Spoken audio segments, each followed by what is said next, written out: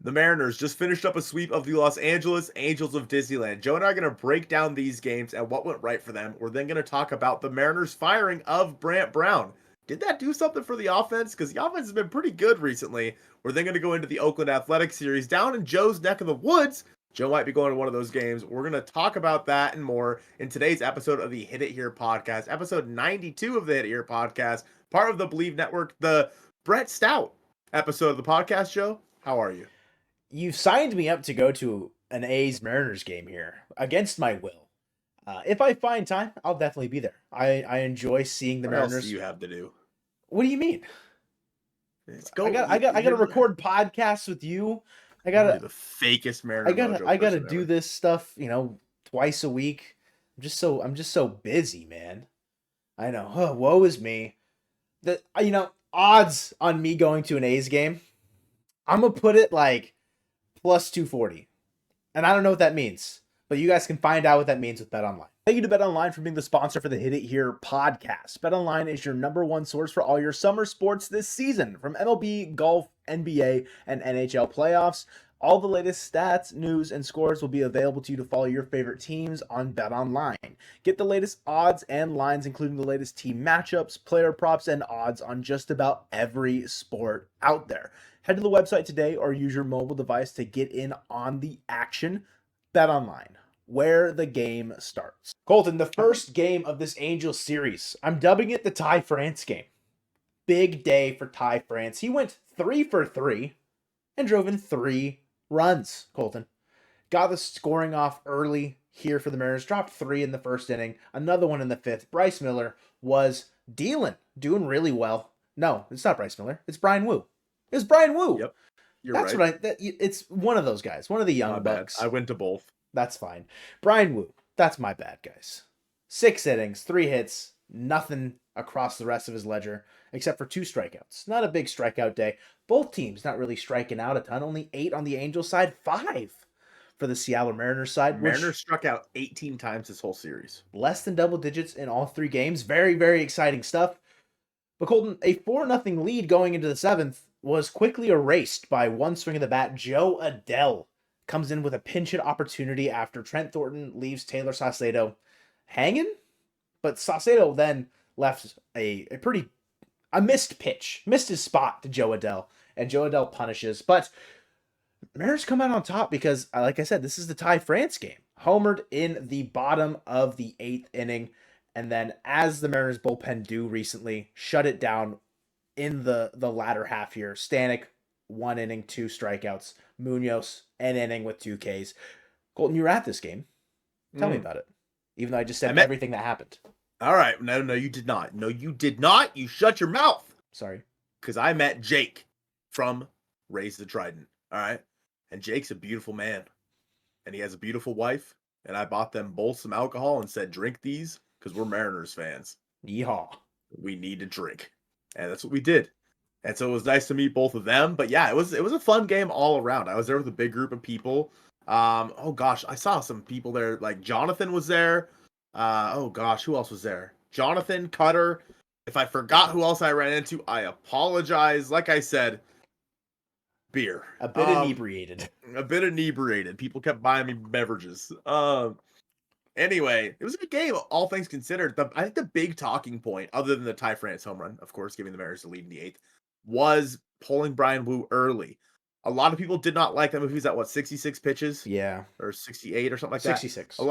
A lot of people did not like this move, pulling him going into the 7th inning after he had been dealing. And then, of course, it doesn't pay off because then Trent Thornton comes in, is poo-poo, and loads the bases, and Sauce comes in and gives up that big home run. I've never seen that much anger come out of Saucedo, by the way. Yeah, he was screaming mad obscenities into his glove. And so, moving forward with Bryan Woo, we heard, obviously, afterwards, we heard that his arm was a little tight earlier in the week or whatever it was, maybe some soreness, what have you. This is a guy who's had Tommy John surgery before, is coming off of an injury, and moving forward throughout the season, Joe, this is probably going to be the case with him more than it was, say, with George Kirby or Logan Gilbert after their first year, simply because of the injury history, right? It has to be. And I don't blame the Mariners organization with trying to be careful, because if you lose Brian Wu for an extended period of time, yeah, you saw what Emerson Hancock can give you sometimes, but you'd rather take Brian Wu on 6 innings than the chance that Emerson Hancock can go out there and give you 7 instead. I think them playing it safe with him, yes, it can be frustrating when he's cruising. And in general, if you're starting pitchers at 66 pitches through 6 innings, they're going out there for the seventh. And I think it's just hard to move away from that mindset. And given that he's listed as healthy, there's not really much conversation, I guess, surrounding whether his arm was sore, he skipped a bullpen, or what have you. I think that is where maybe it's a disconnect, because we saw after the game, Divish just like lighting Twitter, not necessarily on fire, but kind of saying like, hey, this is why they did it. Pitch counts aren't necessarily like the end all be all. Like Scott Service has said that a couple times as well. It's like, it's just, I don't know. I get why people are upset, but at the same time, I'm going to be okay with it, because if Brian Wu is healthy, that's what matters to me more. Mm-hmm. It is just unfortunate. Like, we don't know if Brian Wu goes out there and gives up a grand slam in the 7th inning, or if he loads the bases for someone to give up the grand slam. We'll never know. Of course, the likelihood's probably low because he was cruising. It's just, I don't know. I'm gonna be, I think, on the not popular side of this argument, because I'm okay with it given what we know about his injury history. I'm going to have a similar take to that later on in the podcast about game 3, Joe. Then I'm going to be on the unpopular side of something. All right, so just keep that in mind. I agree. I think that Brian Wu coming out early isn't that big of a deal. We know. Here's the thing. You want Brian Wu to be healthy for the long haul. And people are like, oh, well, if he can't throw 100 pitches, why is he in the big leagues? Because he did that for 6 innings. Right? If you have a guy that can get you 6 innings pitching that efficiently and that well, and then you should be able to turn to the bullpen and have him take care of business. If Trent Thornton goes out there, does his job, and Sauce doesn't give up that grand slam, nobody's talking about this. Nobody cares, because the Mariners won. The Mariners won in the end anyway, so it doesn't matter. But, like, yes, it was weird seeing Brian Wu come out, but looking at all the data that we have and what we've been told now, it makes complete sense, because you need him healthy in September and October even. The Mariners, I was looking at the end of September, Joe, their schedule. I think they play like the Astros and the Rangers in like this 2 of the last 3 series. Similar to last year. And then they have an off day, and then they fly home for 1 series versus the Athletics, and that is the end of the season. Got it. So interesting way for the season to end, but you need Brian Wu in those games against the Astros and against the Rangers, because who knows? I mean, yes, the Astros right now are 7.5 back of the Mariners. The Mariners have taken care of them quite handily. The Mariners won 3 of the 4 games against them. They're 6-2 on the season against them.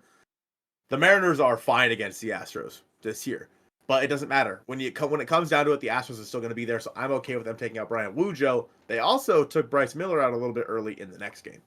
6 innings, 3 hits, 1 walk, 9 Ks. Miller was dealing, striking out batters left and right, doing a little headsy against Zach Neto's like leg kick thing. That was sick. Overall, I think why a big reason the Mariners took Bryce Miller out after the 6th inning. The offense exploded. There was a 9-run lead. You can take your starter out and turn over to the bullpen and have him be healthier the rest of the year. Like, it's not necessary. And say if this was Gilbert, if this was Castillo, maybe you go out there and let them try and get a complete game. Maybe. But if it's Bryce Miller, a second-year guy, you're not going to force the issue. Big game from Ryan Bliss in this one. Got his first major league hit.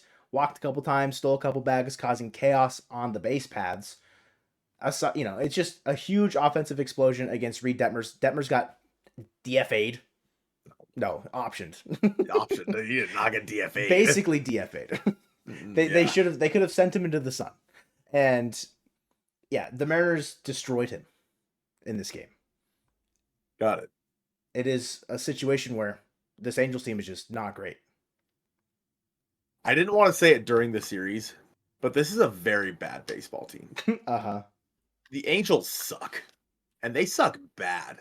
Like, I heard someone talking about how they might end up being worse than the Athletics this year. Well, they are. And they are, and they might finish that way too. This Angels team is horrible, which is so weird to obviously without Mike Trout, without Ohtani, without Rendon. Like, this is a much different team than we've seen it in years past. This is a team that needs to just blow it all up and tank, basically, and just sell all their pieces. That's what they need to do.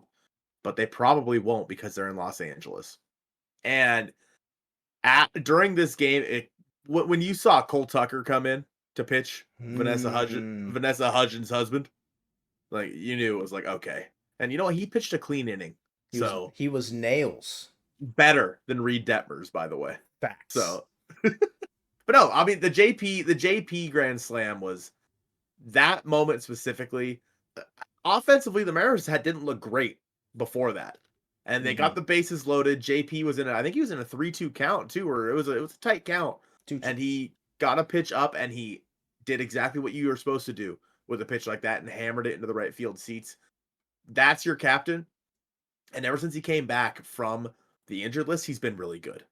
And I think that now moving into game 3, looking at this offense, it took a little while for it to get going, Joe. It really started with a Luke Raley home run. It did. Yep. Barely got out. It was a screamer.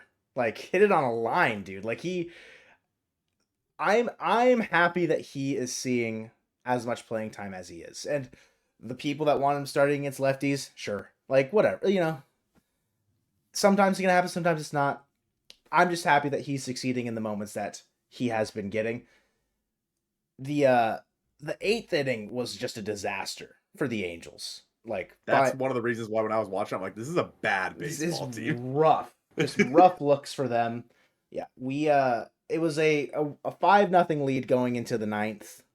It was overall that eighth inning. It just not good pitching. Garver laces a double down the line, bases clearing double. Rayleigh scores. That was that whole conversation about him yelling at Logan O'Hoppe because he like deked a throw coming in, so he forced a slide. It was a little could have gotten a little chippy, maybe.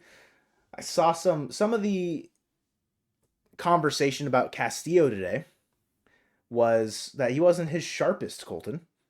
Still managed to go 7 innings, 2 hits, walks 3, strikes out 6, lowers his ERA to 2.99, below 3 on the year. If this is Castillo not at his sharpest, that's still really good, and it is against the Angels. But I'm curious, what is your unpopular opinion here for Game 3? That I personally didn't really have a problem with what Logan O'Hoppe did. Oh, okay. It's a Who baseball play, cares? right? Like it's a baseball Yeah. play. Look, Luke Raley is a very intense player, and Mm-hmm. I bet you he doesn't care. Like in the moment, he cared, Yeah. but he doesn't care right now. It's out of his mind. He won't even remember it. Like who cares? Who cares? Like the guy did deep to throw. Oh well, the end. Like I can understand why, because obviously Luke Raley, if he comes up injured after a slide for some reason, Mm-hmm. then maybe there's something to talk about. But right now, there's nothing to talk about. Nothing to talk about with this play. And so people were making a lot bigger of a deal about it than I think there needed to be made about it. But yeah, I agree with people saying that Luis wasn't at his sharpest, but that's just how good Luis Castillo is because he has such good stuff. And I think that's 2 games in a row now where, in terms of his location, specifically with his fastball, he has not necessarily been hitting his spots, but his stuff is good enough. He's still able to produce outs with it. And that kind of takes us into our conversation, Joe, about the Angels being a bad baseball team. Is that why the offense was so good during this series, or is there something to Brant Brown being fired that maybe produced some offensive production from the Maybe. Mariners? I guess. I don't know. It's I think it's still too early to tell. The dismissal of Brant Brown will be studied for not I'm just kidding. It'll be talked about. It'll be a talking point for people that want to push a certain narrative or people that don't want to push a certain narrative. And that's just how it's going to have to be. And if the offense continues to get going, then there it is. There's your scapegoat. There's your lightning rod. The one that will take all the blame was Brant Brown. I've seen some comments. I talked about this on stream about how like Haniger said it. Services talked about it a little bit, and Goldsmith said it on the broadcast of like Brant Brown's hitting philosophy sometimes can be a bit out there. It can be a bit different of a different of a like level of approach than maybe what is considered traditional, and maybe that wasn't resonating with a lot of the guys, and they're going forward with a bit more of an individualized approach instead of an overarching approach, and maybe Brant Brown's messages he was trying to convey just weren't clicking. And if that's the case, and dismissing him was that's the decision that they led to because the offense was awful. They brought him in to reduce strikeouts and hopefully lift up the offense. It just wasn't happening. It is what it is. I'm not ready to call it a great job by them firing. Like, it's not what I'm wanting to do. That's not what we're here for. It's more of a conversation of like, is the quality of team that you're playing, is that the reason why you scored, 19 runs across the 3 games? Like, what is the real, and I think as the season goes on, we'll kind of figure that out more. But Jarrett DeHart and Tommy Joseph are the current hitting coaches on this team. The offensive coordinator, hitting coach, and director of hitting strategy, Jarrett DeHart. Tommy Joseph, assistant hitting coach, is what is labeled on the website. I saw your perplexed look, and I was like, what did I say wrong? The Mariners no longer the only team in baseball with an offensive coordinator. So rip the offensive coordinator for MLB teams. I don't know. Are you willing, I guess, to put blame on Brant Brown immediately and say that No. the offense is now saved? Like, it can't be, because it's 1 3-game series. Mm-hmm. Like, yes, you could take the sample size when he was the hitting coach and be like, okay, something wasn't right. But you can't look at these 3 games and be like, okay, it's immediately fixed. That's just not how that works. If I'm taking the sample size when he was a hitting coach, I'm comparing it to last year when the offense sucked and he wasn't here. Like, the Mariners were striking out at an impressive rate last year. Brant Brown wasn't here. Like, he had no effect on that. Do I think that maybe if he tried to produce like an overarching, like, hey, this is how we should all hit, is that a problem? It can be. It absolutely can be, because it should be an individualized approach. It should be, hey, Mitch Garver is generally has a pretty good eye at the plate, doesn't swing and miss at pitches in the zone. Cool. Like, that needs to be different than somebody like Josh Rojas, who can kind of slap the ball around the field. You can't have Josh Rojas and Mitch Garver up there using the same approach, because they're just two different ball players. Yeah. So is there something there? Maybe. But I think that also what it could do, and Mitch Haniger talked about it a little bit, is the offense didn't do their job, and they know that, and somebody got the axe for it. Yes. And again, while you're facing a bad baseball team against bad pitchers, compared to, over the past 2 months, the Mariners have faced some of the best competition in baseball. Like, the Mariners, people don't want to really look at the fact that the Mariners have played a ton of teams over 500 so far this year, and they have done relatively all right in those games. They've had some tough battles. They've faced some tough pitchers. Now that they're getting to June, Joe, where the schedule gets a little bit easier, maybe the offense can kind of come around and start to make hay on some of these bad teams, these bad players, these bad pitchers. And I think that some of the guys in this offense, the ones that you need to be hitting right now, have been.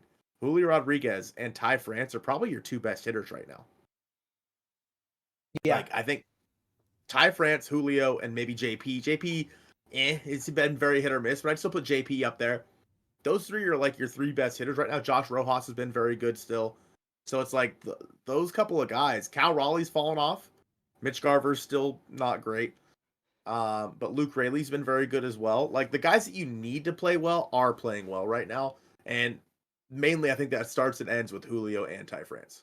Yeah, you're not seeing the slug out of Julio necessarily. And however much we can say it'll come, I'm hoping that eventually the ball starts flying off his bat, because when it does, it's something special. But he has been a pretty solid hitter. It's just, again, the power output has just not happened. You're getting it from other guys, though. JP to the grand slam, Ty with an RBI double and a home run. Mitch Garver had an RBI double in the final game. Luke Raley with the home run. There's been guys that have come up and have been slugging the baseball. And you're right. The offense should, in theory, get going against the teams of lesser competition. Looking back on the May schedule, going 500 in that month, basically, I'm pretty sure that's what they went, 500. Maybe a game over. A game over. Okay. Great. You played the Orioles, you played the Yankees, you had a bunch of division rivals in there as well. I am satisfied with 15 and 14 looking at that schedule. The Mariners need to go out there and get close to touching 20 wins in June, given their level of competition. You got 4 against the White Sox, you got the Marlins in there, the Athletics. There are teams that you need to go out and take advantage of. It started with the Angels here. I just think if the offense can get going, that's going to be numbers, just night and day what this team can look like, because the pitching, after a little bit of a hiccup here, there, kind of in the middle of May, has definitely come back down to where we expect them to be, which is lights out pretty much every night. I think. Oh, I don't remember the stat, and I'm not going to say it. I'm going to cut that because I can't remember what it was. And you mentioned the starting pitchers specifically. This is the first time in their history that each of them has gone 6 innings while giving up 0 runs. The first time I think that's what I was going to say. In a 3-game series. Yeah, that's what I was going to say. Mm-hmm. And so they gave up 0. Each starter gave up not a goose egg in their 6 innings pitched. And I think that just goes to show how good this Mariners pitching staff is. They've thrown more innings than anybody. The starting rotation has. They are almost a lock to go at least 6 every single night. That is basically what it has been, which is good because we know the shortcomings this Mariners bullpen has right now. If you can limit the times that you have to go out there and see Kirby Snead or Colin Snyder, etc., and you see more of just Stanek to Munoz and maybe even Bauman to Stanek to Munoz, if you're able to make it so those are the 3 guys in the 7th, 8th, and 9th, that is a recipe for success with this, even with this offense that has struggled throughout the year so far.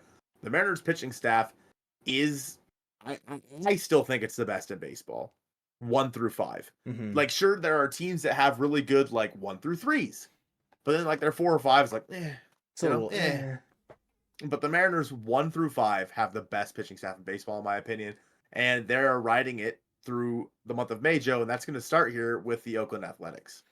You've got George Kirby on the bump, game 1 on Tuesday, a day off. The day you're hearing this, kind of weird. Finally, they get a day off. George Kirby against Mitch Spence. Mitch Spence is a baseball player. I've never heard this man's name before in my entire life until I'm reading it right now. He's got a 4-2 record with a 3.52 ERA on the year. You meant June, yeah, it's okay. I figured as much. He looks on paper a little bit better than George Kirby. Just given the stats, maybe not the strikeouts, but Mitch Spence, watch out, Mariners. I'm kidding. The A's as a team, pitching wise, they're a little just barely behind Houston, which is kind of funny. But the A's have a 4.28 ERA on the year. The Mariners should look to balloon that a little bit more, raise that up, send them into the bottom 5 of the league in this series. The A's, when we first faced them, we went 2-1 in that series. They dropped 8 on our heads in the second game. Kind of crazy. Since then, they've kind of come back down to earth. They've regressed. They're 24-37. They're 4-6 their last 10. If the Mariners don't go into the Coliseum and ride this sweep of the Angels and work their way to another one with Kirby in game 1, I'm going to lose my mind. Because this is a game that the Mariners have to win. You have to continue to win these baseball games because, yes, we've mentioned the June schedule is easier. Right after this series, you're going to play Kansas City. You have to get every single one of these wins against a team like the A's. It starts with George Kirby in game 1. Mm-hmm. I think that, again, I'll say it every single podcast if I have to. It's hard to sweep. This is a team that should at least win the series. Yeah, it's a bad baseball team. I that's ingrained in my head is it's hard to sweep in baseball, but this is a bad baseball team. This is a bad baseball team. And I think that the Mariners pitching staff specifically should be able to go out there and handle this team no problem. I think that George has had his woes throughout the year, and the Athletics know that. The Athletics know that George is going to be kind of in or around the zone. And he, in his last start, actually was kind of outside the zone a little bit. Mm-hmm. And it worked out for him pretty well. Maybe throwing strikes. I mean, he still threw plenty of strikes, but he doesn't have to be in the strike zone every single time if he's able to generate whiffs. The thing with George Kirby is his stuff is not necessarily as good as his peers, but his ability to command his pitches is better than basically everybody else on this team. Basically, some say even better than anyone in history, including Greg Maddux. Whoa. Not my words. Pitching Ninja's words, I think. Yes. So if he is able to locate his pitches and get this team, I think that the Athletics, while he may not be able to strike them out every single at-bat, if he's able to just get balls in play to the infield or little flyouts here and there, George Kirby's going to be in a really good spot, Joe. Going in then to game 2, my ace, Joseph. Your guy. Logan Gilbert versus Joey Estes. Joey Estes gave it to us the first time we faced him. I think that was his first start on the year. Since then, his ERA has ballooned to 6.1. Again, this team, the A's, regressed to where they were supposed to be. Logan Gilbert in his career against the A's, a 3.33 ERA, 2-0 record, 41 strikeouts in 9 games. Last year, started twice against them, both in May. Went 8 innings of 2-run ball in his second start, the last time he saw the Athletics. Again, Logan Gilbert, I think, has been your best pitcher on the year. I think Castillo has worked his way back up to probably that, depending on how this start against the A's goes for Logan, because 3.29 ERA, 71 Ks with a 3-3 record for Logan on the year. If he goes out there and throws 7-8 shutty, then of course that's going to be in line with what Castillo's rocking right now. But the A's, I'm not impressed by many of the A's, just in general. They've got Brent Rooker. He's having a phenomenal year. So good of a year that many people in the Mariners fandom want to trade for him. And I understand that. But a team WRC plus at 99, just below what you'd expect for a league average. The Mariners are sitting at a 96. Like, we're just behind them. The difference, again, is always in the pitching. Mm-hmm. You can expect the Mariners to attack and hopefully get to the A's starting pitchers the same way they did to the Angels and jump out to a 2-0 lead in this series, I'd say, with Kirby and Gilbert on the mound for the first 2 games. Like, again, I don't see why that's not, why I can't pencil that in. And the answer is because it's baseball. Things can happen. Things can get random. Joey Estes can go out there and go 5 or 6 innings, whatever he did in his first start. The Mariners could get BABIP to hell. We don't know. But what everything about this team tells me, we're sitting 7 games over 500. We're beating the bad baseball teams that we're playing this year. The Mariners should go out there and aim for another sweep in this one. The way that teams, somebody said this on the radio earlier today. I think it was during the game. I think it was Goldie, actually.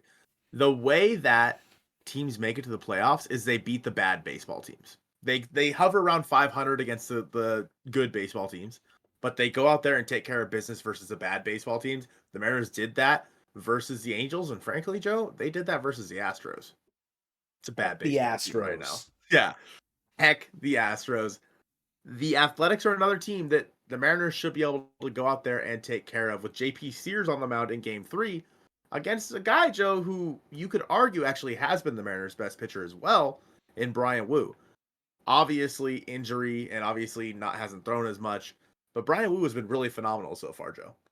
He, the Mariners' number 5, I'm putting it in air quotes, number 5, he's got a 2-0 record on the year with a 1.3 ERA. And a lot the thing that ballooned his ERA were some inherited runners that he gave to Ryan Stanek?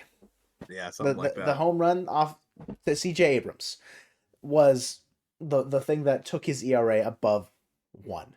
Bryan Woo has been nothing short of electric, phenomenal. Any adjective that you can think to describe amazing, that's been Bryan Woo in 2024. Coming near home, he's from the Bay Area, Oakland. Maybe Papa Woo will be there. Who knows? Maybe that's the game I should go to. Maybe I should go hang out with Bryan Woo's dad if they're there in Oakland. But JP Sears, a guy on the A's that I like quite a bit. I think if the Mariners were ever to go out and acquire him for whatever reason, that was kind of a name in the offseason. We're like, if we're going to trade one of the young guys, I want to go get JP Sears to fill in the number 5 spot. I think the Mariners could turn him into a bona fide, a very good, crafty lefty. Of course, he's, I don't want to say rotting away on the A's. He's been okay. He's been pretty decent. It's just the team as a whole, the Athletics, they just don't do themselves any favors. They were playing really good baseball early on, hovering around 500. They've fallen to 13 games below 500. It should end with them being 16 games under 500 come Thursday. I don't care. Go out and sweep this baseball team. This is what they have to go do. I'll say it and be wrong, and I'll have to, eat my words later on. It's just, I can't. I do enjoy eating quite a bit. The Mariners seem like they're playing such good baseball after the 6-1 homestand. Go continue that level of excellence on the road. Yes, they're 13-16 on the year on the road compared to 21-11 at home. Mariners seem to like to play in Seattle and T-Mobile for whatever reason. I don't know. Maybe it's the good vibes. Maybe it's the 40,000 people there that were there on Friday night. Absolute And electric crowd. Saturday. Yeah. Dude, it was so loud. Dude, it's such a nightmare to like get food though. Dude, like my fat booty was like, you know what? I want some chicky strips. How'd that So go? there I was in line, and I was like, I don't want them that bad. And then I walked back to where I was at. See, if I go to an A's game, I will never have to worry about that. There's no one there. And hopefully that doesn't take it out, I guess, of the Mariners, take the wind out of their sail. Not being able to play up to this boisterous crowd. They're going to play in front of like 5,000 people, and they're going to have to call it a day. If they're facing Mason Miller in the ninth, good luck. Like, we know what this A's team is made of. There's no, the Mariners should be able to handle them with ease. I'm not gonna be as as bold to say you have to sweep this team. I think you have to win 2 of 3. You have to You win have the to win the series. series. You have to. If you don't win the series, that's it's a failure. Just like losing the National Series was a failure. It's not the end of the world. You're still in first place. You're up 7.5 on the Astros. You're up 4.5 on the Rangers or something like that. Fowa. But Fowa. Yeah. But you got to go out there and take care of these bad baseball teams. And the Royals have been kind of rough lately too. My team, my World Series champion is the Royals, I know. But as the Mariners move into June, taking care of a team like the Athletics is something they need to do. They started it with the Angels, Joe. Moving on to the Athletics series, I look for more of the same. Thank you guys so much for watching episode 92 of the Hit It Here podcast presented by Bet Online, the Boomer episode of the Hit It Here podcast, and go Mariners.